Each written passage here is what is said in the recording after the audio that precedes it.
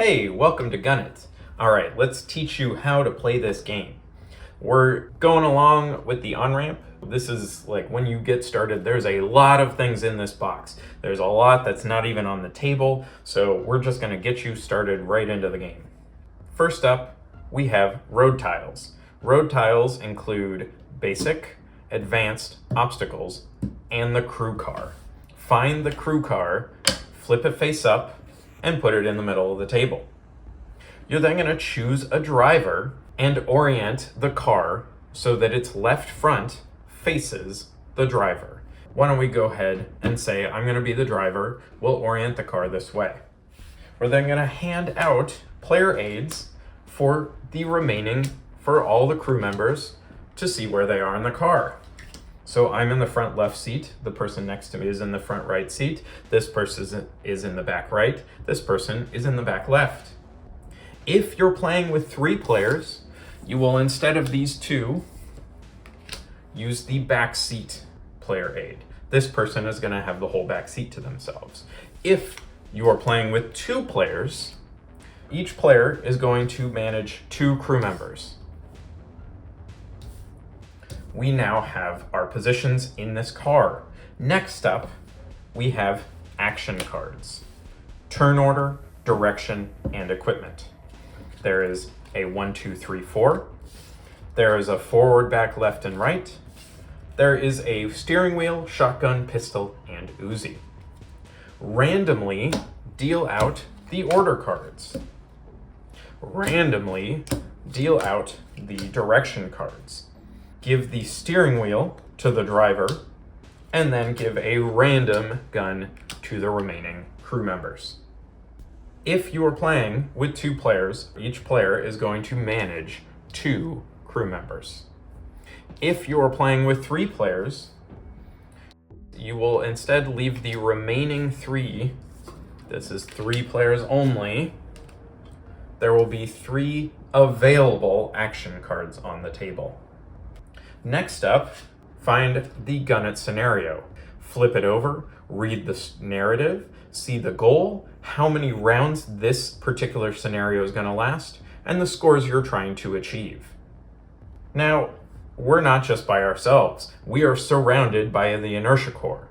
Let's go ahead. We're going to be surrounded by the basic hostiles, and let's, for this first game, draw the biker gang and the innocent from the advance and obstacle decks, and add those with the 24 basic tiles to form our hostile deck. Normally, we would deal these face down, but as you're learning for this first game, let's deal them face up. You're going to fill in the 8 grid spaces around the crew car.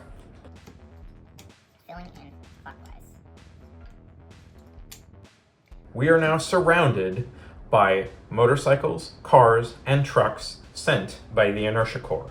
Motorcycles have 1 health, cars have 2 health, and trucks have 3 health. We ourselves have 4 health.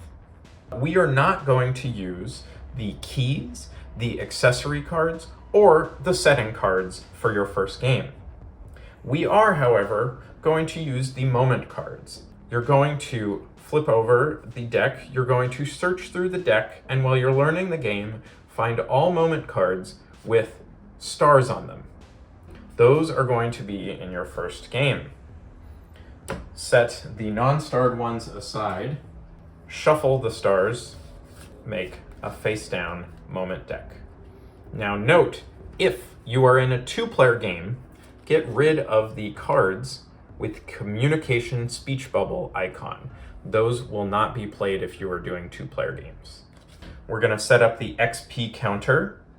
We're going to start the round to 1, and we're going to set the excitement points to 0. Now we're ready to start the game. Each game of Gun It is played over a set number of rounds determined by the scenario card. In this game, it's 6 rounds that we're going to see. We're not actually going to go through all of them, but let's see how it breaks down. Each round of the game goes in 4 phases: the lookout phase, the planning phase, the action phase, and the aftermath phase. The first phase, the lookout phase, involves filling any empty spaces around the crew car. We've already done that. You also are going to draw any constraint cards. We're not going to do that for the first round. And then lastly, prepare the timer. There is a sand timer that's a 2-minute timer included, or you can go to timer.gunit.gg for a dynamic timer with music that you can adjust if you want a more tense and quick game or a longer, more puzzly time. And now we're going to advance to the planning phase. We would reveal any tiles that are unrevealed, we would reveal any constraints, and then we would start the timer. During this planning phase, you may now exchange action cards. Any player can exchange 1-for-1 turn order with another crew member. They can exchange direction cards. They can even exchange equipment. The only rule is that a crew member must have an equipment, a turn order, and a direction card. In addition, the steering wheel must stay in the front seat. That's the only other rule there. So right now we could swap the two people in the back seat, could swap pistol and Uzi, they could swap direction cards, this person could swap the second and third place with the person in the front right. So while the timer is running, you can exchange any and all of these cards, and you're doing so because you're trying to come up with the plan of how you're going to deal with the stuff in front of you.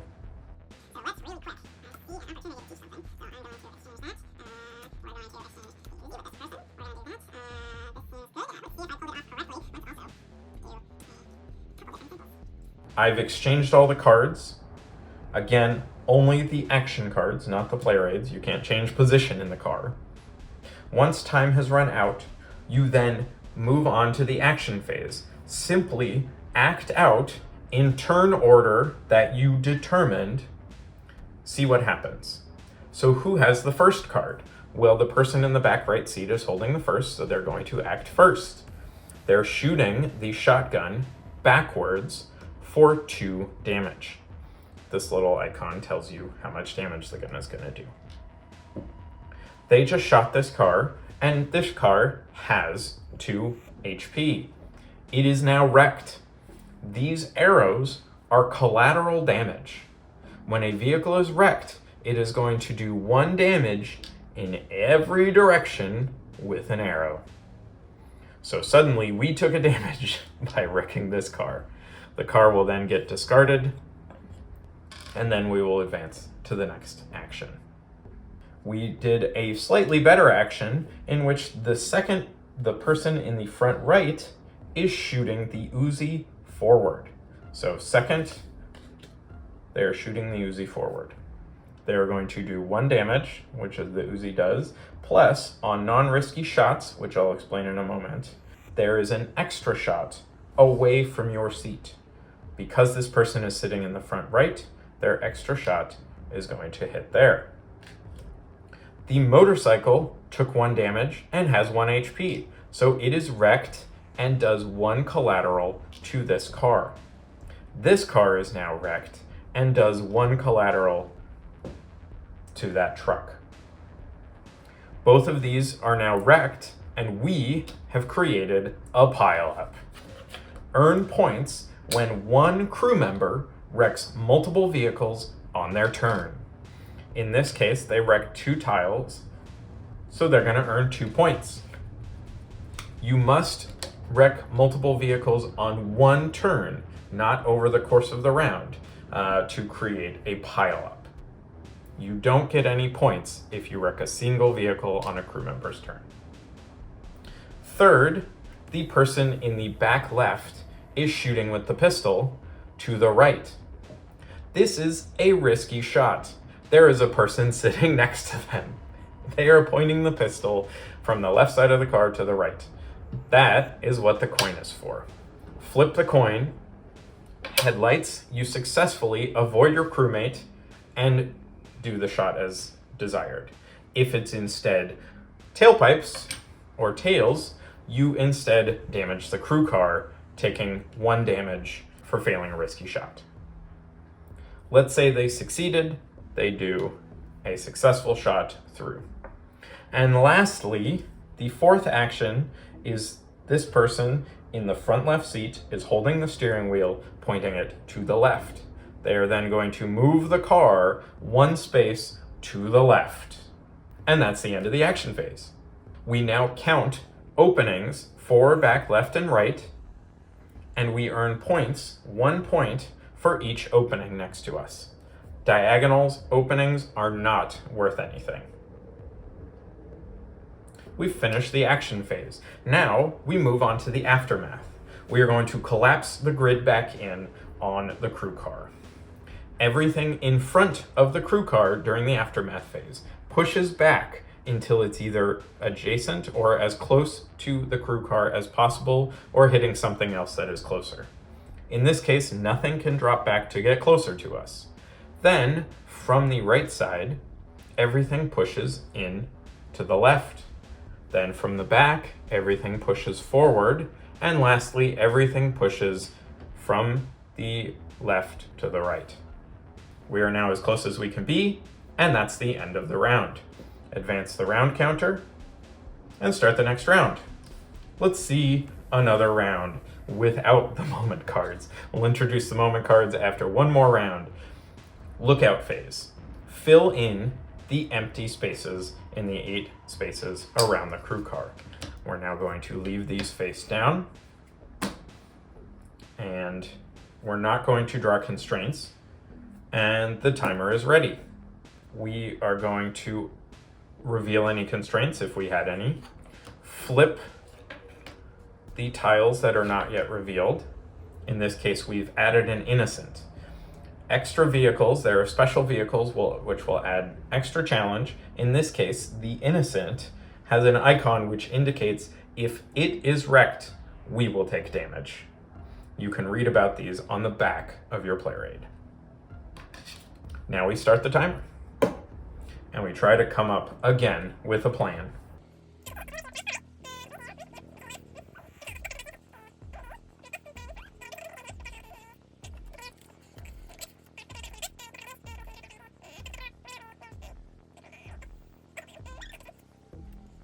So you can see we exchanged a bunch of the cards.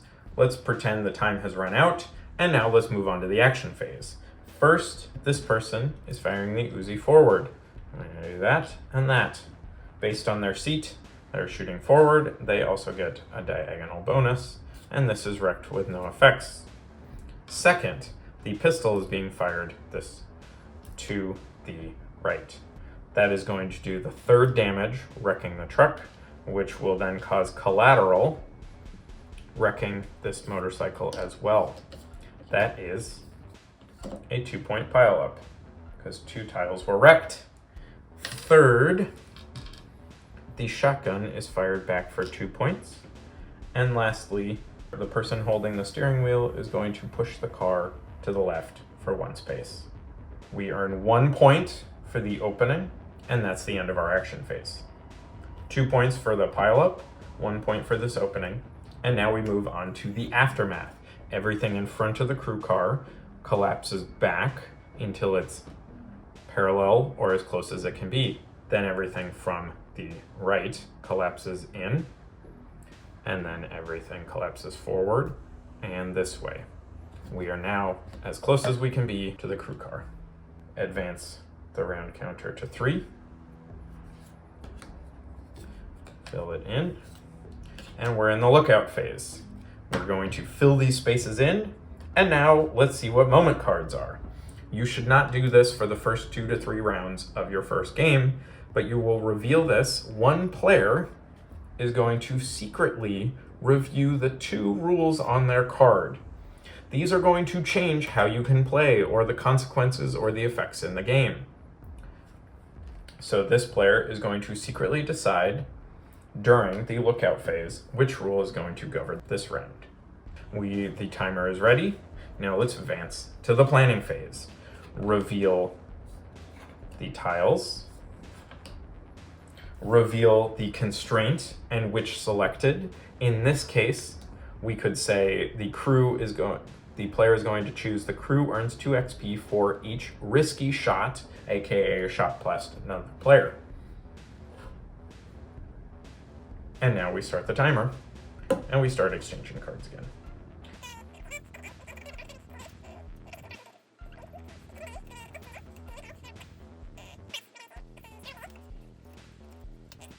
All right, we finished our planning phase. Now let's act it out. First, this person is going to do a damage with the pistol, causing this to be wrecked, which is going to hit here, here, and here. This is also wrecked, which is going to damage there. We just got a 2-card pileup for 2 more points. Next up, this crew member in the front right seat grabbed the steering wheel from the driver and is taking us 1 space to the left.